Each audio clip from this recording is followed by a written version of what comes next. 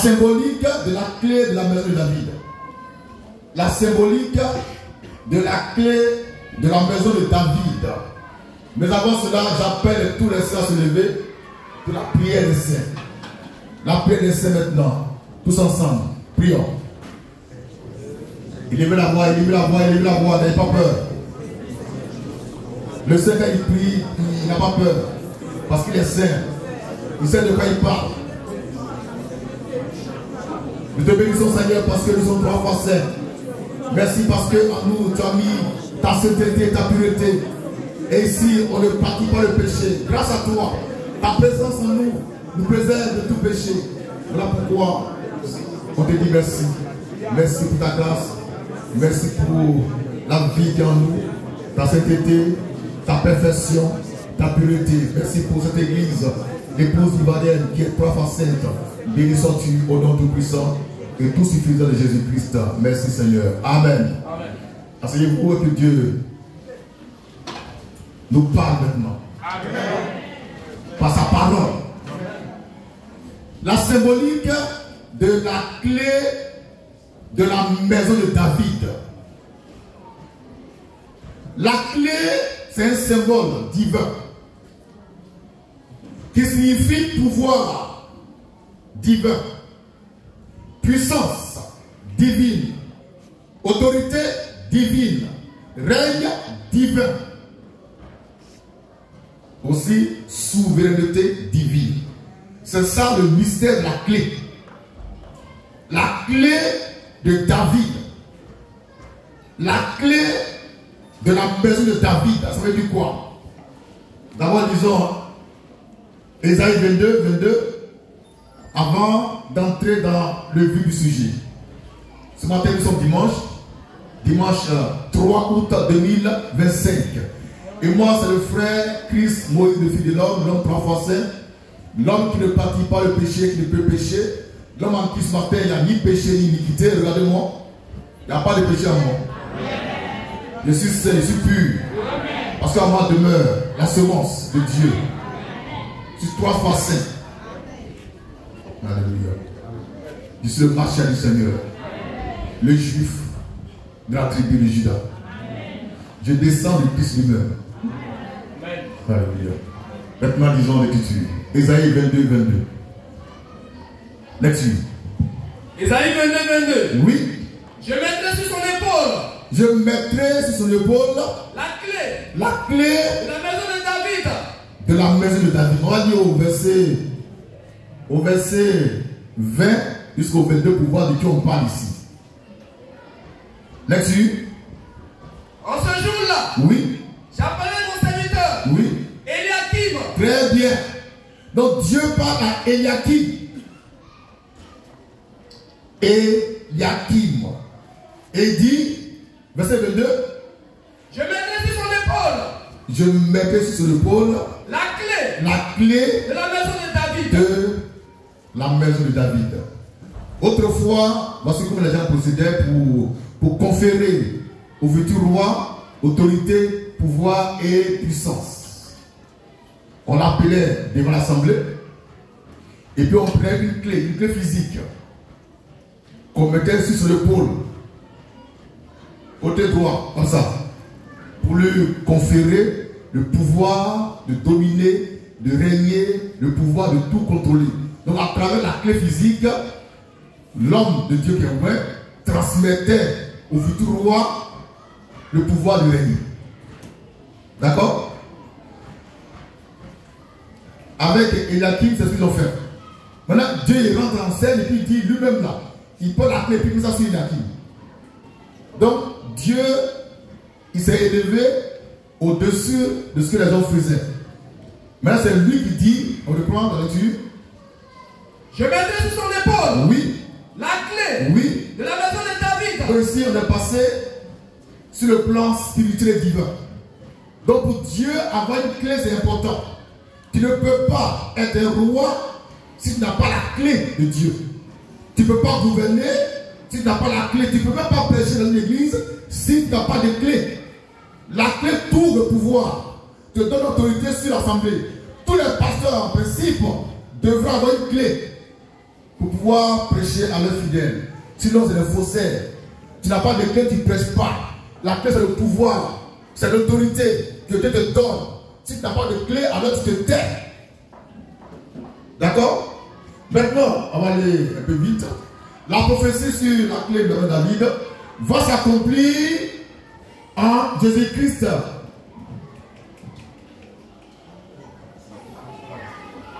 3:7. Comment lire? Lecture. Apocalypse 3, verset 7. 7, oui. Écrit à l'ange de l'église de Philadelphie. Écrit à l'ange De l'église de Philadelphie. Philadelphie, ça veut dire amour fraternel. Philadelphie veut dire amour fraternel. Écrit à l'ange de l'église de Philadelphie, oui. Voici ce que Dieu le sait. Ce que Dieu le sait. Le véritable. C'est lui qui a la clé de David. Qui a la clé de David. Amen. Donc le Christ Jésus a la clé de David. La clé de l'homme. Lui qui est Dieu. Ça signifie quoi? Nous passons d'Eliakim à Christ. Donc il y a eu une succession en matière de gouvernance. D'Eliakim à Christ, il y a des gens au milieu qui vont hériter la même clé pour dominer sur la maison de David. Le royaume de Dieu, en ce temps-là, c'était Israël au nord et puis au sud, Juda. Et c'est David qui a été consacré pour conduire ce peuple. Après lui, il y a eu Eliakim. Après lui, il y a eu des gens jusqu'à ce que Jésus vienne avec la vraie clé, la clé suprême. L'autorité suprême. Donc on reprend la lecture dans Apocalypse 3, verset 7, pour voir que Jésus lui-même, là, il possède la clé de David. Pourquoi? Il est fils de David. Il a appelé à être sur le trône de David pour commander. Mais il a eu une clé plus importante. C'est la clé la plus sublime, la plus divine. C'est la clé des clés que lui il avait reçue. Pour être assis sur le trône de David. Et puis, après les 1000 ans sur ce trône-là, sur la nouvelle terre, il va entrer avec la même clé dans l'éternité pour être éternel. Vous suivez un peu? Donc nous passons de Eliakim à Jésus-Christ, le vrai roi d'Israël. Et le roi de la terre. C'est pourquoi il est roi des rois et seigneur des seigneurs et Dieu des dieux. Là-dessus. Apocalypse 3, oui. verset 7. Oui. Écrit à l'ange de l'église de Philadelphie. Oui. Voici ce que tu le sais. Voici ce que tu le sais. Le véritable. Le véritable. Oui. Celui qui a la clé de David. Celui qui a la clé de David. Celui qui ouvre. Quand il ouvre, personne ne fermera. On ne peut pas fermer. Celui qui ferme. Quand il ferme, personne n'ouvrira. On ne peut pas ouvrir. Il a tout pouvoir. Jésus-Christ. Quand il ferme, on ne peut pas ouvrir. Même l'ange le plus fort ne peut pas ouvrir. L'archange Michel ne peut pas ouvrir. Quand il ouvre aussi, il ne peut pas fermer. Donc il peut ouvrir. Fermer comme il veut. Ça dépend de lui seul. Aucune prière ne peut ouvrir la porte. Ni fermer ça. Il a ouvert, il a ouvert. Et nous pensons que Jésus-Christ nous a ouvert la voie. Pour que nous aussi on n'ait pas à la clé de David. Nous sommes dans le même royaume de David. Je suis juif. De la tribu de Juda. Donc je descends de David. Et de Christ lui-même. C'est pourquoi je pense que j'ai droit à la clé de David. Par transmission de la succession. C'est bon? Amen. On reprend l'écriture, la Bible, vous lire. Et après, il va se expliquer rapidement. Apocalypse 5, versets 9 à 10. Nous lisons. Apocalypse 5. Oui. Verset 9 à 10. Oui. Et il chantait un cantique. Il chantait un cantique. Nouveau. En disant. Tu es digne. Tu es digne. De prendre le livre. Oui. Et d'en ouvrir le sceau. Oui. Car tu as été immolé. Tu as été immolé. Et tu as racheté pour Dieu. Tu as racheté pour Dieu. Par ton sang. Par ton sang. Des hommes. De toute tribu. De toute tribu. De toute langue. De toute langue. De tout peuple. De tout peuple. Et de toute nation. Oui. Tu as fait d'eux. Tu as fait d'eux. Un royaume. Ça veut dire que tu as fait des rois. D'accord? Et des sacrificateurs pour notre Dieu. Pour notre Dieu. Donc Jésus-Christ, par son sang, rachète les hommes. Point 1. 2. Il fait d'eux un royaume, donc des rois. En tant que rois, ils ont droit aussi à la clé de David pour régner pendant 1000 ans avec le roi des rois qui a la clé suprême. Vous comprenez? Et après les 1000 ans, le règne continue dans l'éternité. Toujours avec les mêmes clés qu'on a. C'est la même clé qu'on a. Comment se partager ça là-bas? Le même pouvoir. Le même pouvoir de Dieu. La même grâce. La même onction. Le même esprit. Jésus dit, si tu es un vainqueur, tu vas t'asseoir avec lui sur son trône. Quand le trône, c'est pour commander. C'est pour diriger. C'est pour régner. Lui, il a vaincu, il a assis sur le trône de son père. Il dit, nous, si on est vainqueurs, on s'assoit sur son trône avec lui, avec la même que David, mais à un niveau un peu plus bas. Puisque lui, il est le chef suprême. Le vrai roi. Le roi des rois. Le Seigneur des seigneurs, le Dieu des dieux. Avec la même clé là de David, on va régner pendant 1000 ans avec Jésus-Christ. Et puis, on va régner aussi dans l'éternité. Notre règne ne va plus jamais prendre fin. Et c'est ça notre espérance ici à la Manne Fraîche. Régner avec le roi des rois. Avec Christ lui-même. Dans son royaume. Pendant 1000 ans sur la nouvelle terre. Pendant 1000 ans. Parmi nous, il n'y aura ni mort, ni décès, ni maladie. Nous serons comme des dieux. Comme des dieux. Avec le Dieu des dieux.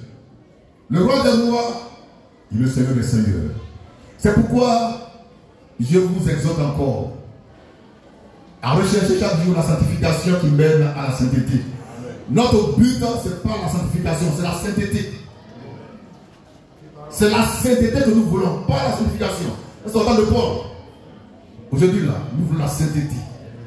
Mais il y a un cheminement qui conduit à la sainteté. C'est la sanctification. D'accord? Et nous voulons atteindre aussi la perfection en Christ. Être parfait comme Christ. Les gens pensent qu'on ne peut pas être comme Christ. On peut être parfait comme lui. On va lire ça dans Éphésiens 4, 11 à 13. Ce que Dieu veut pour nous, Manne Fraîche, c'est qu'on soit parfait comme Christ. Quelqu'un prend Matthieu 5, 10. Matthieu 5, 48. Nous lisons. Éphésiens 4. 4, 11 à 13. 11 à 13. Et il a donné. Oui. Les uns comme apôtres. Apôtres. Les uns comme prophètes. Prophètes. Les uns comme évangélistes. Évangélistes. Les uns comme pasteurs. Pasteurs. Et docteurs. Et docteurs. Pourquoi faire? Dieu donne ses ministères. C'est pourquoi faire? Oui. Pour le perfectionnement. Pour la perfection Des saints. des saints. Avec l'œuvre. Donc il donne 5 ministères en parole pour que les saints soient parfaits. Pour que tu sois parfait ou parfaite. Dieu t'a envoyé 5 ministères incarnés dans une chair humaine. Dans le Fils de l'homme. Là-dessus. Pour le perfectionnement des saints. Oui. En vue de l'œuvre. Oui. Du ministère. Oui. Et de l'édification. Oui. Du corps de Christ. Oui. Jusqu'à ce que nous soyons tous parvenus à l'unité de la foi. De quelle foi il est question? Amen. La parole. De quelle foi il est question? Il y a beaucoup de foi aujourd'hui. La foi catholique romaine, la foi méthodiste unie, la foi méthodiste Côte d'Ivoire, la foi baptiste émission, la foi baptiste baptismale, la foi pentecôtiste unie, la foi pentecôtiste désunie, la foi ariste, la foi mormon, et ceux qui ont écouté les tontons mormons. La foi, il y a beaucoup de foi aujourd'hui. Mais on doit parvenir à une seule foi. C'est la foi en Dieu et la foi en l'homme que Dieu a fait Dieu. C'est ça la foi parfaite. Maintenant, qui nous connaît la foi parfaite? C'est le Saint ministère à travers le Fils de l'homme. Par conséquent, c'est seulement qu'on peut avoir la foi parfaite. Et nulle part ailleurs. Parce que si Dieu est devenu un homme au teint noir. Alléluia. Là-dessus. Jusqu'à ce que nous soyons tous parvenus à la foi, oui, à la connaissance du Fils de Dieu, à la connaissance du Fils de Dieu, à l'état d'homme fait. À l'état d'homme fait. Ouais. Dieu veut que nous parvenions à l'état d'homme fait. Ça veut dire quoi? Un homme fait, c'est un homme complet qui ne peut plus pécher. C'est un homme fait. Un homme parfait, il ne peut plus pécher, il est au-dessus du péché. Le péché n'a aucun pouvoir sur lui. Pourquoi c'est un homme fait? Il a une parfaite chair. Il a une parfaite chair. Un homme fait, c'est quelqu'un qui ne peut plus pécher. Ce qui est le péché n'a aucun pouvoir. Les démons ne peuvent pas entrer en lui. Ne peuvent pas le manipuler au plan spirituel. Ce n'est pas vrai. Pourquoi? C'est un homme complet, un homme fait à l'image de Dieu, de Christ lui-même. Ensuite, de Dieu, à la mesure de la statue parfaite. À la mesure de la statue parfaite. De Christ. Statue parfaite. De Christ. Ça vous dirait sur le mot parfait? À la mesure de la statue parfaite de Christ. Ça veut dire que Dieu veut que nous soyons des hommes parfaits. Jésus le dit dans Matthieu 5, 48, on va lire. Jésus veut qu'on soit parfait, comme le Père Céleste est parfait. Et c'est là notre sublime espérance en lui. Et nous bénissons Dieu parce qu'ici nous sommes parfaits. Moi je suis parfait. Je suis 3 fois saint. Il n'y a pas de péché en moi. La parole. Matthieu 5, 48. Jésus dit quoi? Matthieu 5, 48. Oui. Soyez donc parfaits. Soyez donc parfaits. Comme votre Père Céleste. Comme votre Père Céleste est parfait. Est parfait. Donc quand le temps viendra, pendant les 1000 ans, les parfaits là, ils vont recevoir la clé de David pour régner avec le roi des rois pendant 1000 ans. Après ça, ils vont entrer avec la même que David dans l'éternité. En ce temps-là, Dieu va être le roi de la terre, le roi des rois. Et c'est lui qui va tout contrôler. Il y aura une extension du roi de David. Une extension de la maison de David qui va couvrir toute la terre. Et puis, ça va changer de nom. Dieu va enlever David dans tout ça là pour mettre un autre nom qui va être révélé plus tard. Il faut que ça change. Il y aura un changement de nom. Parce que le temps aussi a changé. Donc on reprend rapidement, on résume. La symbolique de la clé de la maison de David, ça veut dire c'est une clé qui te permet de commander, de régner sur un royaume. Cette maison là, c'est avant, c'est le peuple d'Israël. Au nord, il y avait Israël. Et puis aussi, il y avait Juda. Donc, David, pendant 40 ans, a régné sur le peuple là, avec la clé de David. C'est-à-dire le pouvoir de régner que Dieu lui a donné. Et en ce temps-là, pour que quelqu'un d'autre puisse prendre la relève de David, on terminait et puis on plaçait sur le pôle droit une clé physique, mais devant Dieu, c'est une clé symbolique pour te confier le pouvoir de dominer. Et cette clé-là a traversé les âges jusqu'au temps de Jésus-Christ lui-même, car lui aussi, il va détenir la clé de David. C'est son pouvoir suprême, la dignité suprême, autorité suprême, avec lequel il va régner pendant 1000 ans et puis dans l'éternité. Maintenant, j'ai dit que nous aussi, qui sommes manifestes et qui sommes parfaits, 3 fois saints, sans péché, on va aussi hériter la même que David, c'est-à-dire la même autorité pour commander aux côtés du roi des rois, Jésus-Christ, notre Seigneur. Voici donc l'essentiel de ce matin. Merci.